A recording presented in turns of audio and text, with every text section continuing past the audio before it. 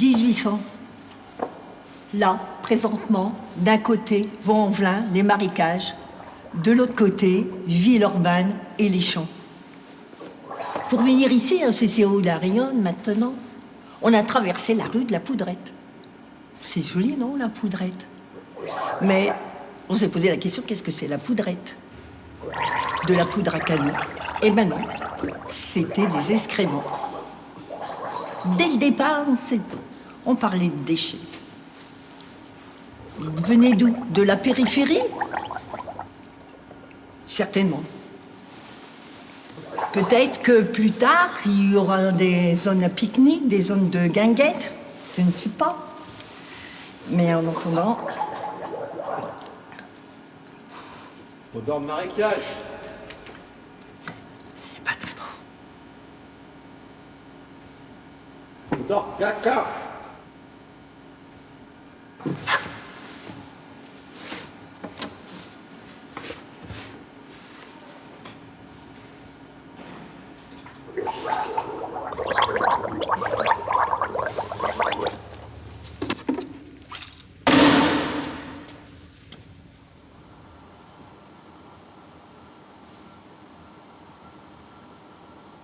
« 1920. Dans ce quartier, des conditions sont réunies pour des implantations industrielles. Il y a une ligne de chemin de fer récente et privée, le Rhône qui a été canalisé et un barrage produit de l'électricité. Et enfin, il y a des terrains pas très chers, puisque la terre n'est pas une bonne terre. Ça fait 100 ans qu'il y a déjà une révolution industrielle. Mais il y aura asservissement de la nature et de l'homme. Joseph Gillet, 1843-1923, a implanté ici une usine, et c'est un personnage important. Je vais d'ailleurs grimper dessus. Il a inventé le noir impérial. C'est un très grand succès et c'est breveté. Il est fait avec du châtaignier, du henné et du cachou. Je gravis maintenant les marches du capital, qui monte. Je grimpe sur le capital qui s'accumule dans les poches de la famille Gillet et dans toutes celles des industriels occidentaux. Mais je marchais sur quoi, là? Des sacs en toile de jute contenant du cacao. Et il y a écrit le mot « colonial ».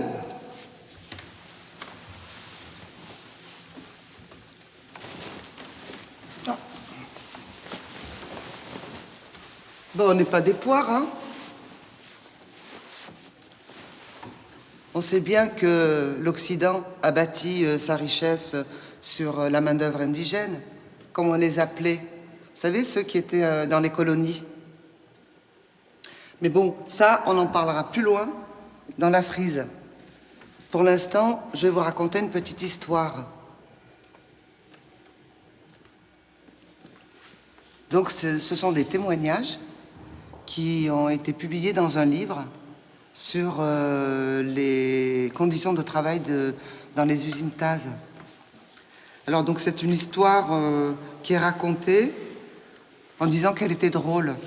Bon. Moi, je pense que ça va faire un peu bizarre. Hein. Pour nous, ça ne sera pas drôle. Hein. C'est un ouvrier qui travaille donc avec de l'acide. Et il va chercher de l'acide dans son usine parce que sa femme voudrait enlever un tatouage qui est là. Vous savez, les tatouages que mettaient les femmes berbères. Ma mère, elle en avait un là, et elle en avait un là. C'est drôle de vouloir enlever son tatouage. Donc voilà, pour la satisfaire, il est allé à l'usine, il a pris de l'acide, il l'a mis dans une boîte et il l'a mis dans sa poche du pantalon. Et quand il est arrivé chez lui, il a constaté que le pantalon était brûlé, que sa jambe était brûlée. En fait, l'acide, ça brûle, quoi. Et sa femme, elle a dit, heureusement que j'en ai pas mis sur mon visage, hein. J'aurais été complètement défigurée. Ça, c'est un exemple des conditions de travail des ouvriers de l'usine Taz.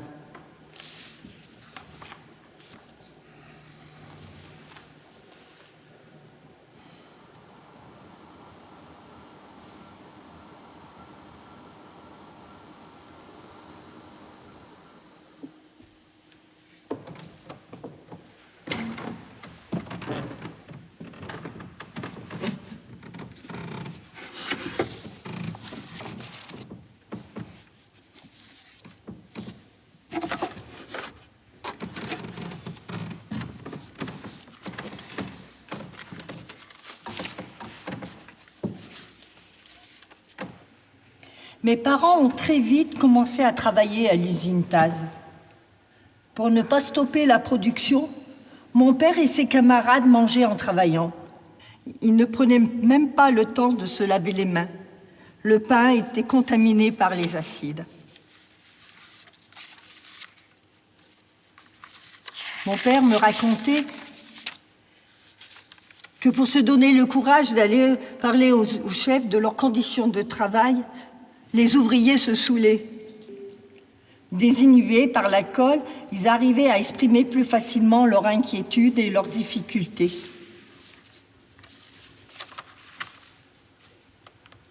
Ils en ont fait la grève, au moins 10 fois, pour demander de meilleures conditions de travail. On faisait la grève le matin, l'après-midi ou la nuit, suivant les horaires des équipes. Je me souviens d'un ami posté à la filature. Après une journée de travail, il a demandé son compte et il est parti.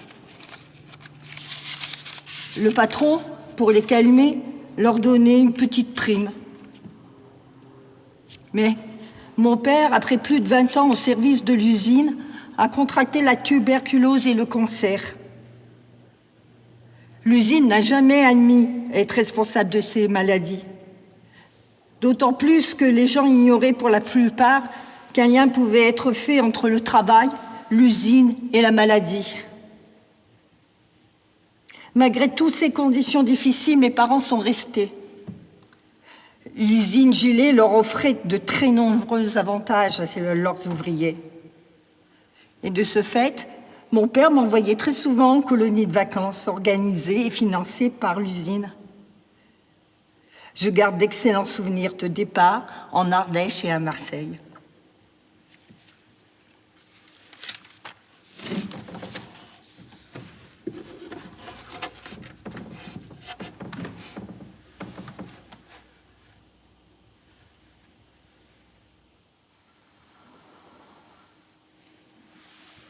Bleu, blanc, rouge. 1940, 1945. Ça, c'est l'occupation de la France par les Allemands.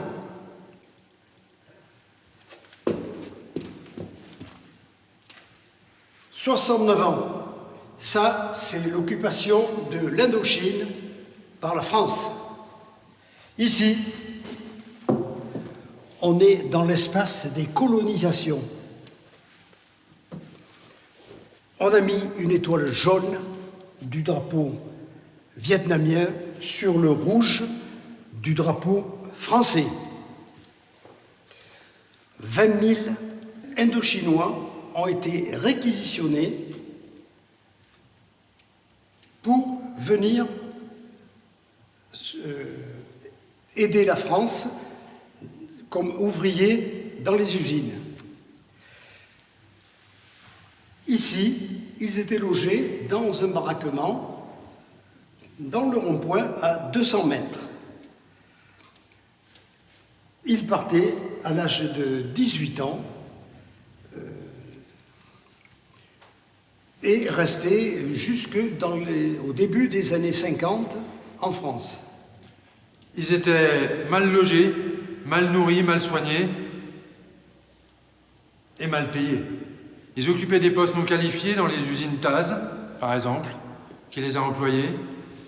Les patrons, en général, dans la France entière, ces 20 000 travailleurs, payaient à l'administration française la MOI, main-d'œuvre indigène.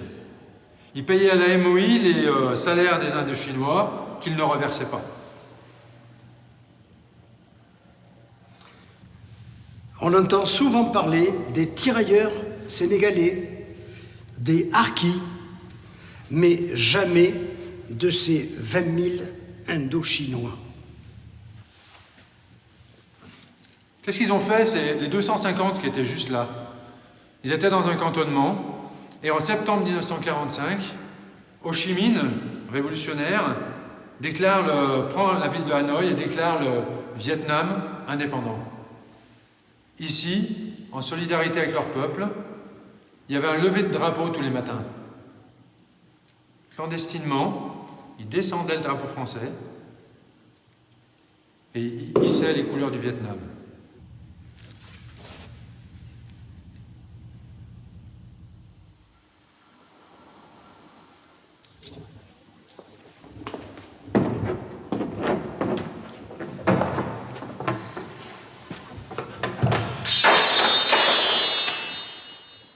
« 8 mai 45, en France, en Algérie.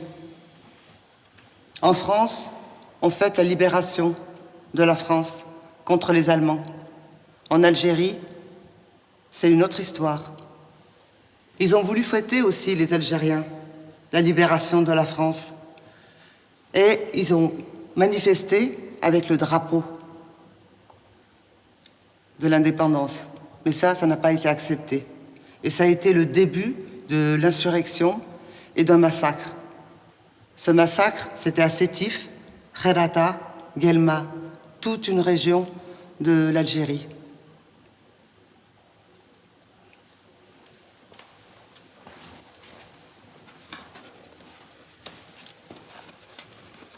Aujourd'hui, ce drapeau qu'a brandi le scout musulman et qui a été la première balle tirée ce jour-là, il est au musée de Sétif.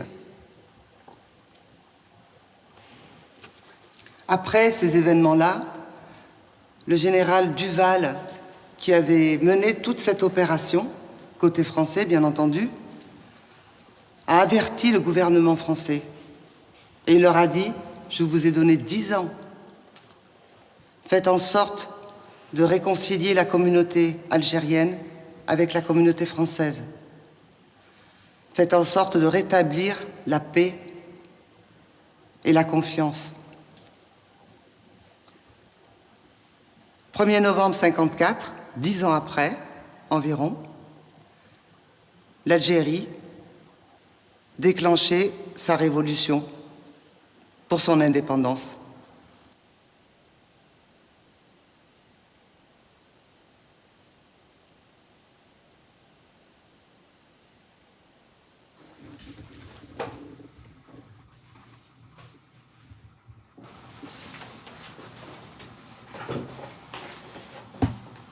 Colonisation! Un crime contre l'humanité?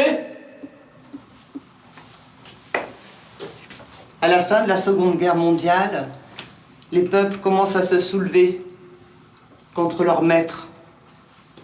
Et les empires essayent de tenir, soit par la négociation, soit par la force. On va prendre un exemple. Ici, le Vietnam, de 61 à 71, pendant plus de 10 ans, les États-Unis ont versé de l'agent orange sur la population. En fait, elles versaient ce produit pour détruire les forêts dans lesquelles les combattants vietnamiens se réfugiaient et se nourrissaient aussi. Ils ont versé 80 millions de litres d'agent orange. C'est vous dire. Aujourd'hui, on compte à peu près entre 3 et 5 millions de personnes, de Vietnamiens, qui ont été touchés par l'agent orange. Ça crée des malformations congénitales et il y a un quart de la terre du Vietnam qui n'est pas cultivable. Et pendant ce temps-là, la population commence à se faire entendre de plus en plus leur voix de protestation contre les guerres coloniales. Notamment les femmes qui optent pour un parcours beaucoup plus large pour décoloniser les esprits. Notamment Rosa Parks pour les droits civiques, les Afro-américaines mathématiciennes pour la recherche spatiale et Rachel Carson, la première biologiste américaine lanceuse d'alerte contre l'utilisation des herbicides qui détruisent la planète à long terme.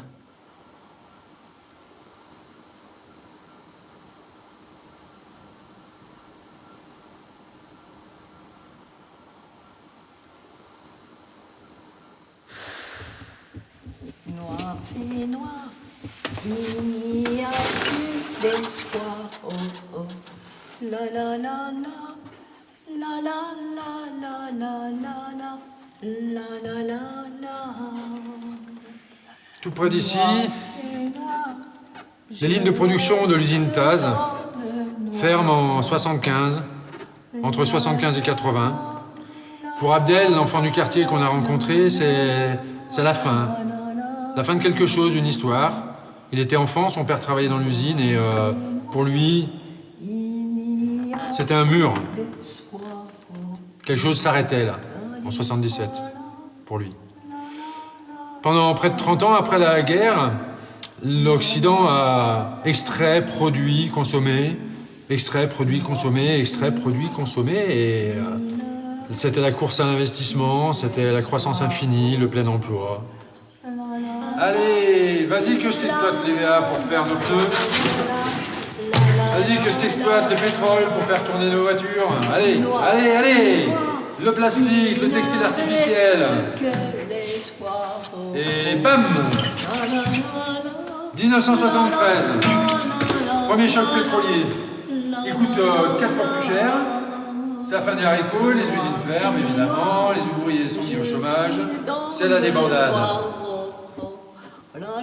1978, première marée noire qui atteint les côtes de la Bretagne. Les oiseaux meurent engloutis dans le pétrole. L'impact médiatique est mondial. C'est le naufrage de Boko Cadiz.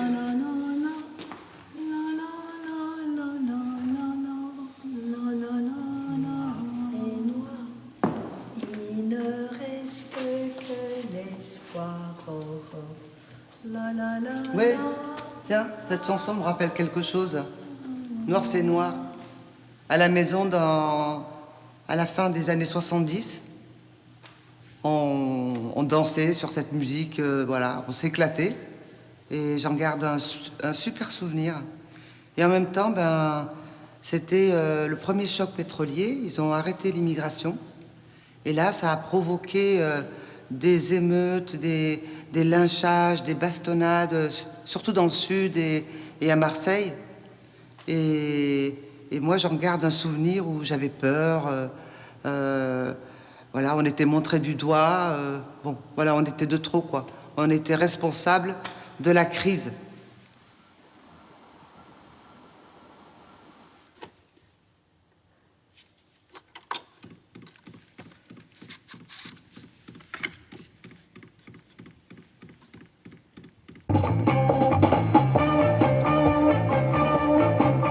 Les années 80.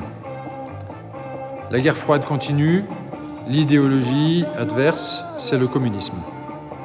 Donc à l'Ouest, on est dans l'individualisme à l'excès.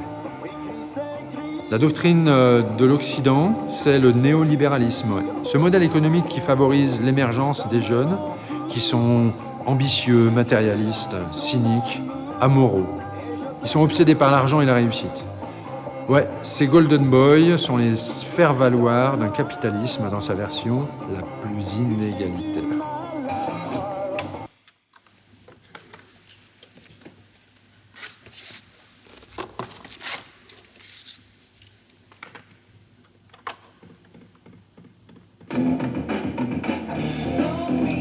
Regarde là-haut. Il y a les 4 lettres TINA.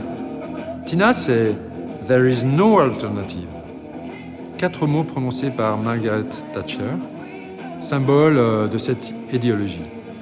Eh mon gars, il n'y a pas d'alternative à ce qu'on est en train de préparer, là, le néolibéralisme. Non, non, arrête de rêver.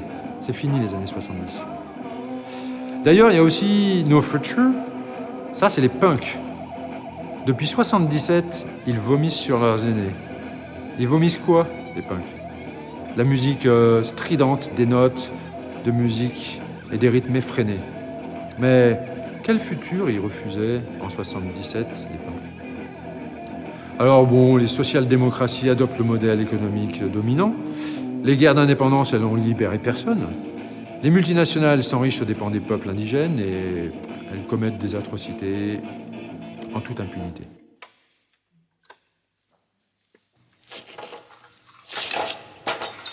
Au moment où le mur de Berlin s'effondre, ça devient encore pire. Allez, vas-y, la voie libre. On a mis les syndicats hors d'état de nuire. On va se partager les services publics, les copains. L'eau, l'électricité, l'Internet.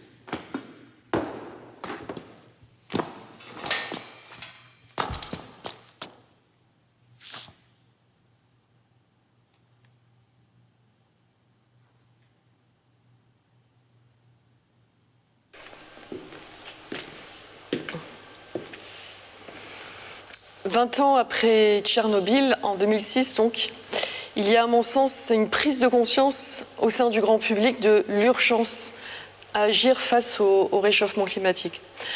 Pourquoi 2006 ? Parce qu'en 2006 paraît une vérité qui dérange, c'est ce documentaire de l'américain Davis Guggenheim, qui était basé sur une campagne d'Al Gore de sensibilisation au réchauffement planétaire.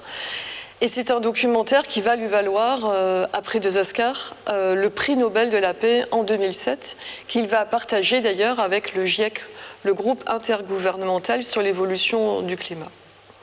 Alors 2007, c'est aussi l'année où les lobbies climato-sceptiques contre-attaquent et commencent à injecter des milliards de dollars pour semer le doute dans l'esprit du grand public quant à la réalité du réchauffement climatique. Pourquoi ? Eh bien sûr, pour continuer à vendre des énergies fossiles, le pétrole en tête, bien sûr.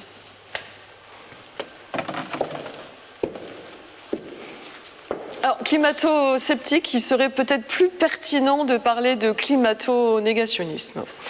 C'est ce que j'ai expliqué dans cet ouvrage que j'ai publié en 2011 suite à plusieurs années d'enquête et que j'ai destiné au grand public. Alors, le négationnisme, qu'est-ce que c'est ? C'est la négation de faits scientifiques réels, avérés. Et d'ailleurs, si nous lisons attentivement les rapports du GIEC, donc le groupe intergouvernemental sur l'évolution du climat, eh bien, nous pourrions atteindre, selon les pires des scénarios, une augmentation moyenne à la surface de la planète de plus 7 degrés. Alors, qu'est-ce que cela signifie ? Cela signifie tout simplement la survie des générations futures qui est impactée et qui devient extrêmement précaire.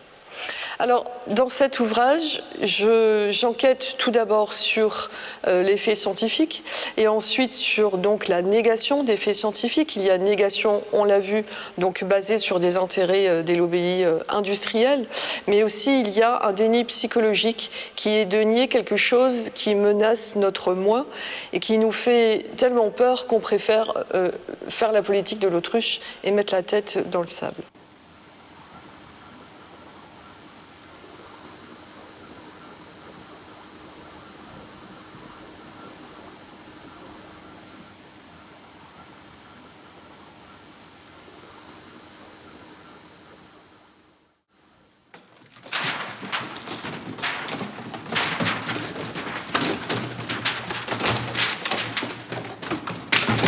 Ça pollue ce plastique là.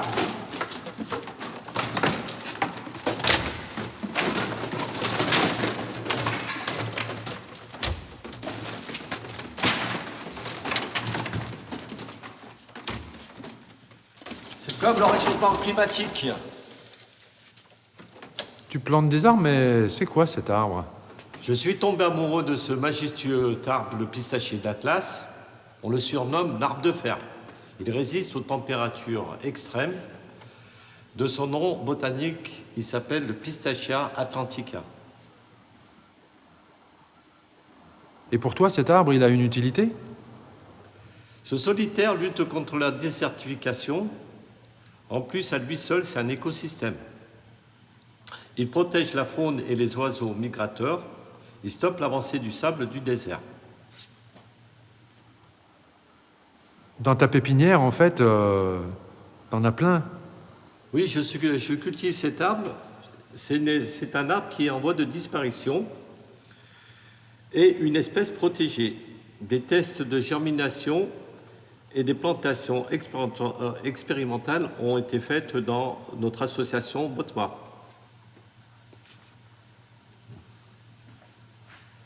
C'est une première en France. On a une histoire, on a deux histoires à vous raconter. Il y a un arbre de cette pépinière qui est parti pour réparer Beyrouth parce qu'il a rencontré Chantal. Et Chantal a tellement aimé cette action de sauvegarde du pistachier de l'Atlas qu'elle a proposé d'en envoyer un à Beyrouth via un ami qui était à Paris, un artiste, un de ses amis qui exposait à Paris, qui a pris en charge un pistachier et qui l'a planté dans son jardin parce que cet ami, Charbel, un artiste libanais, vit à Beyrouth, a un grand jardin et depuis la catastrophe, il est pris d'une frénésie de plantation. Il plante des arbres, il plante des arbres, il plante des arbres. Donc il y a un petit pistachier qui est parti de Villeurbanne et qui est allé réparer Beyrouth.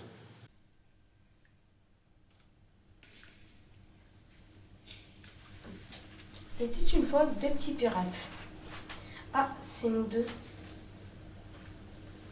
Ils traversaient la mer jusqu'à arriver en France et à Villeurbanne